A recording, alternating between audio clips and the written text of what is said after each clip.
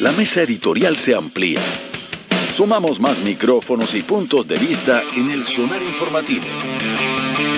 Hoy, Alberto Mayol.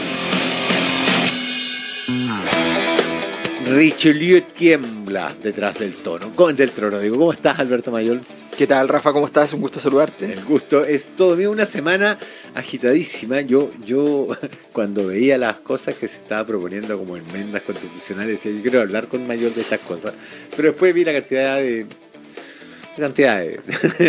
cosas que asomó y dije, bueno, quizás sea una pérdida de tiempo. Hay que seleccionar de esas mismas. Bueno, la cantidad es parte del problema. Sí. Porque hay gente que cree que cantidad es calidad. lo que pasa es que, claro, eso les va a ser un problema, porque lo más probable es que el diseño era una cachetada de payaso, ¿no? Porque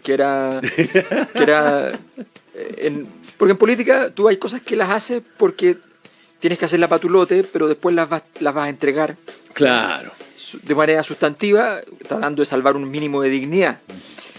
Pero cuando tú pides más de 10 cosas, ¿cómo no vas a sacar más de la mitad de esas? Y cómo entonces se te empieza a enredar el asunto porque hiciste un listado demasiado altisonante y empiezas a jugar un juego que es el juego maximalista, que no funciona. A menos, o sea, ellos creen que sí, porque ellos tienen un escenario, o sea, ellos creen en el Partido Republicano, no la directiva, pero el grueso de los miembros del partido considera que se gana o se gana. Sí. Esa es su tesis, ¿ya? La tesis de Johannes Kaiser, ¿ya? Que si no ganamos por el lado de acá, ganamos con una cosa que es mejor, que es la Constitución anterior. Claro. Pero eso no es así, ¿ya? Es que esa no es la batalla. No. La batalla es cómo te planteas para las próximas elecciones. Por eso, y Kast tiene muy claro que entonces él necesita demostrar que puede conducir este proceso mejor que la lista del pueblo. No estoy pidiendo mucho. Pero así como van en la misma ruta. Sí. Entonces, hasta ahora, digamos. Hasta ahora, claro, porque uno tiene dice, una ventaja. La lista del pueblo no tenía su espejo inverso delante. Exacto, y no tenía una estructura. Pero el problema es que tu espejo inverso adelante va a votar a favor. Y entonces ese mundo se va a volver loco diciendo, vamos a votar igual que Boric. Nuestro líder va a salir a decir lo mismo que Boric.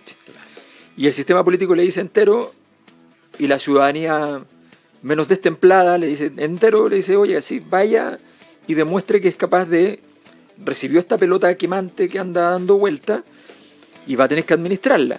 Si no sabe administrarla, miraremos, preparado para ser presidente. Buscaremos otra persona y ya no nos queda mucho, ¿no? O sea, ya empezamos en el triunvirato Parisi, Carter, Pamela Giles. Se vende bonito país esquina con vista al mar. Entonces, se vende barato. Se liquida. Claro, entonces el problema no es menor. Y obviamente, entonces tienen que hacer este juego, pero el problema es que cuando tú tienes una cachetada de payaso que viene apoyada por ciertos sectores de mucho poder en Chile, claro, que creen que es en serio. Entonces, ¿cómo te deshaces porque en la izquierda la gente sabe que le van a decir que no después? O sea la gente lo tiene internalizado. Claro, cuando salió ¿cuál fue la constituyente que proponía una vuelta a los soviets? Claro, exacto. Y después no votó ni ella, ¿entiendes? No votó ni ella, sabía que no era real.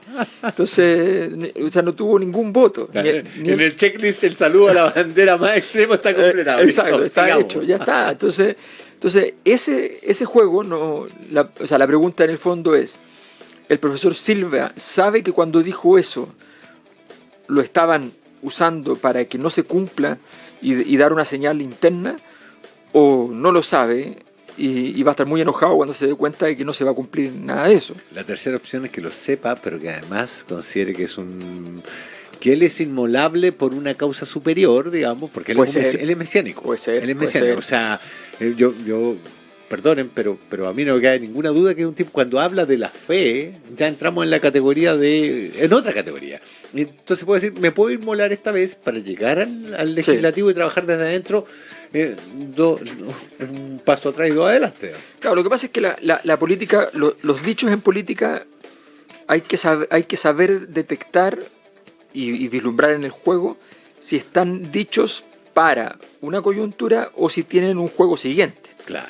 En el fondo no es lo mismo pegarle bien a la bola en el pool que hacer un buen tiro y además una buena salida. Tener una salida. Claro, claro. Y eso es complicado. O sea, esa es cuando uno dice, la gran pregunta es, por ejemplo, si la acción de Gabriel Boric respecto a Brasil es estratégica o es táctica.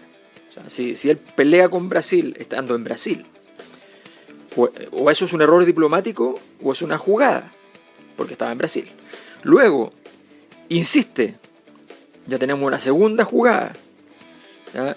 Lula está enojado, ya muy molesto. O sea, por segunda vez aparece con una historia cuando sabe que yo no voy a firmar una cosa así porque soy socio de los BRICS. Claro. No. Entonces, la pregunta es, ¿eso es una jugada articulada? ¿Ya? Para decirlo en simple, articulado significa estás conscientemente entendiendo que estás construyendo una polarización en América Latina, China, Estados Unidos. Uh-huh. Y si te estás metiendo al juego de los grandes. Digamos. Y te estás metiendo un juego grande y la pregunta es súper simple. ¿Estados Unidos está dispuesto a ayudar a Chile, ¿ya? Económicamente incluso, en caso de que las cosas con China se pongan feas, digamos, y Chile depende mucho de China? Entonces, la pregunta es esa. Si eso es orgánico, la jugada es muy buena. Si eso no es orgánico y es una jugada donde tú todavía no sabes cuál es la salida, estás apostando a que haya una salida, y digámoslo como, si es una cosa solo de valores, ¿ya? Uh-huh. Desgraciadamente es un error.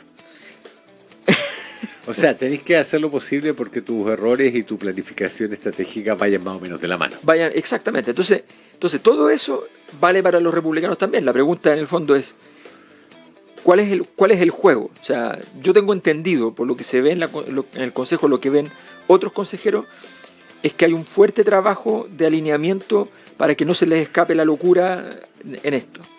Se les hace difícil, porque las personas que subieron son personas que no vienen de la política, que son gente que se fue a meter al partido a trabajar mucho porque estaba apasionadamente metido era la lista del pueblo.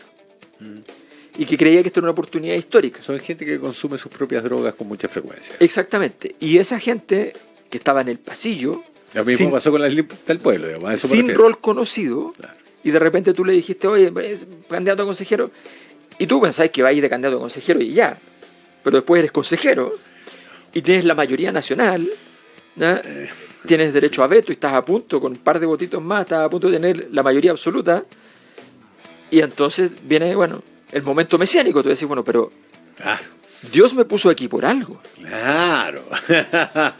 En este caso, ellos lo piensan de manera literal. Sí. Dios me puso aquí por algo. Y yo voy a traicionar este llamado. O sea, estoy traicionando a Dios si lo hago. Claro, si no es broma. No, si no es broma. Nada. Parece broma, pero es negro. Parece broma, pero no lo es. Entonces, esa problemática de aquí a fin de año va a ser y además, supongamos que lo resuelven y tienen que ir y entonces ir juntos con Boric. En la misma... O sea, ¿cómo tú controlas a la gente de cada uno de los sectores que va a estar diciendo, pero ¿qué es esto? O sea, porque yo tengo que vivir en esta vida. Entonces, obviamente, ninguno de los dos va a hacer la locura de darse un abrazo y... No, claro. No, pero van a estar en la misma franja. Sí. Yo siempre pienso y le doy vueltas a aquel dato que tuviste sobre el electorado republicano, que, créalo usted o no, incluye una enorme cantidad de concertacionistas anti-Boric. Exacto. Esa es la manera más simple de encontrar. Exactamente. A mí me parece que como hay ciertos análisis que no dan en el clavo, a no ser que tú ingreses esa variable en la ecuación. Sí. O sea, el votante que él puso a los republicanos ahí es una gran contiene una gran cantidad de ex concertacionistas indignados con Boric por alguna razón, porque son más moralistas, por alguna razón, las razones... Y algunos votaron por él. Sí, algunos votaron por él, pero se desencantaron rápidamente. Claro. Pensaban que tendría alguna pega o algo así. Entonces, a mí me parece que esa componente, ¿qué va a hacer ahora? Claro. Si esa componente no es del ADN republicano, no es moralista, no es religioso, no es ultramontano, no cree en el TC como control preventivo, no cree en los altos quórums, no cree en el control de la natalidad, o sea, en el no control de la natalidad, no cree en reducir el Parlamento. No, yo creo a mi juicio está muy claro, con ya 8 gobiernos seguidos de la concertación, digamos, que hay una especie de condición histórica que empuja en la postdictadura a un ancho de banda más o menos que se mueve, pero se mueve desde una posición más bien de centro-derecha, ¿ya?, a una posición más bien de centro-izquierda. Según los cánones, perdón, te voy a hacer esta pregunta porque me parece pertinente. ¿Cánones chilenos o cánones internacionales?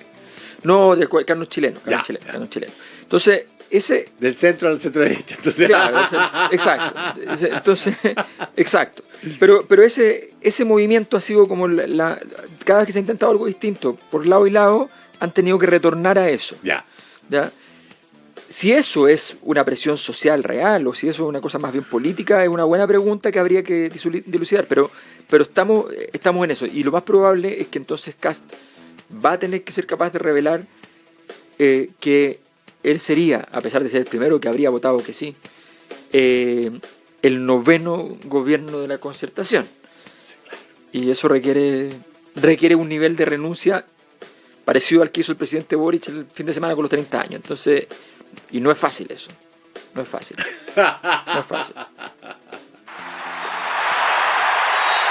En el Sonar Informativo también jugamos. Es el momento de los deportes o algo así. Con Ignacio Pérez Tuesta. Una ovación para Alberto Mayol, la otra para don Ignacio Pérez Tuesta. Don Ignacio. ¿Cómo les va, don Alberto, don Rafa? Buen día. Sí, pues. Oiga, la Católica está sin entrenador. Usted sabe, se fue Ariel Holland hace unos días. ¿Cómo se postula? ¿Quién se postula? Alberto Mayol, Gareca y quién más. Vamos. No, es la primera vez que un hincha de la U es un exitoso entrenador en la Católica. Y empieza la danza de nombres, como decimos en el Primo Deportivo. Nicolás Núñez, ex técnico Magallanes, bueno, criado en la Católica, bueno, joven, se fue a Magallanes porque no le fue bien en esta primera parte del año. Nicolás Córdoba, el Coto Sierra y una serie de nombres. Don Alberto sabe lo difícil que es elegir entrenador. Terrible. Usted sabe. Terrible. Usted participó en el elección de técnico terrible. En algún momento en la U. No me digas nada, no quiero recordar ese momento. Ese fue. Infame. ¿Cuál fue entrenador? Quedó capitano. Capitano. Entre Capitano y Nano Díaz era, ¿no? Sí. Una elección complicada. Nano Díaz que ahora No, Nano Díaz era Einstein al lado. de Capitano. Sí, época difícil de la Guaqueña. Bueno, la Católica está en eso. Y a propósito de la Católica, hoy día la efeméride que les traigo hoy. Un 20 de julio del año 95 murió Raimundo Tupper. Así es. Recordemos que él en Costa Rica se suicidó en una época en que el tema de la depresión no era... No era bastante tabú, de hecho, aquel tema ahí. Raimundo Tupper tenía una depresión que se estaba tratando, pero que evidentemente no se hablaba, y eso quizás también, por ejemplo, sus compañeros cuentan que ellos no sabían, salvo algunos de aquello, y en un viaje a una gira que hicieron a Costa Rica, fallece un día como hoy, hace 28 años. En un país donde todavía te miran con cara un tonto rara cuando uno habla de su terapeuta, digamos. Por supuesto, ¿no? Sí, fue... Y además, efectivamente, con esa... De hecho, por de pronto, normalmente las personas que tienen depresión tratas de no alejarlas del radio de personas más próximas. Claro. Del círculo de contención. Claro. Y entonces el viaje no es una distracción que agradable. No, Claro. Así que bueno. una pérdida de anclaje en rigor. Claro. Y claro, y con los años, bueno, Raimundo Tupper era en el fondo un símbolo de la Católica, y además es un personaje bastante complejo en el sentido de que no era un jugador de fútbol típico, No. menos en esos años. Él debuta a fines de los 80, él es parte de esa selección juvenil que juega el Mundial juvenil acá en Chile, que Sí. Chile terminó cuarto en aquel, que hacía dupla delantero con Lucas Tubor, Sí. y después termina jugando como lateral izquierdo. Sí. Lo transforma la Católica ahí a principios de los 90 de un buen delantero a un muy buen lateral. Que Con pie invertido. Claro, jugaba como lateral izquierdo, y el recuerdo, el audio que tenemos hoy, especial para los hinchas de la Católica, es el último gol que hizo Tupper, que fue un golazo además, en la liguilla del año 94, a Colo-Colo. Ah, el gol al ángulo. Al ángulo. Pero ese En gol el- no es solo un gol, o sea, es un golazo. es precioso ese gol. Y además yo tuve la suerte de verlo, yo estaba en tribuna Andes, entonces vi Yo el yo ángulo estaba también. perfecto. Porque esa liguilla está, pero... Era esa liguilla. Eso uno iba a esos partidos y se quedaban las reuniones dobles, que había en liguilla, y uno veía. Fue la época que Chile tuvo equipo en semifinal o final de la Libertadores todos los años. Sí, pues entre el 91 y el 96, Exacto. hasta el 97, perdón, 97. semifinales Colo-Colo. Exacto. Y bueno, escuchemos el relato, que además ese partido se transmitió por televisión, un golazo de derecha al ángulo que le hace el Mumu Tupper a Colo-Colo. Para el gallego Vázquez, le va a pegar. Vázquez la deja. Tupper.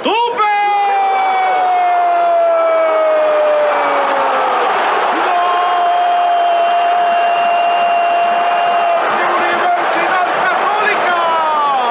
Golazo de Raimundo Tupper. Levantó la vista. La voy a colocar ahí, dijo. Y con la pierna derecha dejó sin opción al portero Ramírez. Golazo de Católica por sacarse el sombrero. Era un golazo. Golazo. Además que cuando un tiro al ángulo, estando el Rambo al arco, tú sabes que el espectáculo va a ser No. doble. El Rambo Ramírez todavía se está dando vuelta en el suelo. Se tropezó con Neymar. Exactamente. Así que El primer Neymar. Así que el recuerdo del Mumu Tupper era un año Sí. más de su lamentable partida. Un tipo que además socialmente era, como decía, un personaje complejo. Él, y la última anécdota antes de despedirnos, el 88, él tenía 19 años, era muy chico. Sí. Los compañeros decían no hablaba mucho porque era tímido. Y la dirigencia de la Católica en la época presionó un poco al plantel para que votaran por el sí. Y en esa reunión, Raimundo Tupper, que era muy chico, se para y dice: no, yo soy del otro lado, yo voy a votar que no. Y era un tipo de verdad. ideas súper claras, Sí. bien complejo. De verdura. Hay Hay que pararse ahí y decir, Sí, no, bueno. ¿para qué? Podía hacerlo peor. Sí. Pero bueno, dijo, no, esto no es Sí. así. Y Mario Lepe, histórico aprendiz de la Católica, dice que Raimundo Tupper le metió el gusto por la lectura.